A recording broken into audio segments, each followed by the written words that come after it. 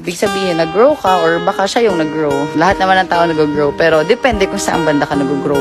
Area ba ng maganda? Area ba ng hindi? Yung iba nag-grow sa pagbago ng career nila. Yung iba nag-grow sa pag-shape ng buhay nila. Lahat naman tao nag-grow. Depende lang kung saan sila banda nag-grow. Iba nag-grow sa paglalaro ng online, ng Mobile Legends. O lahat ng tao nag-grow. Depende lang kung saan mo nilalagay yung oras mo.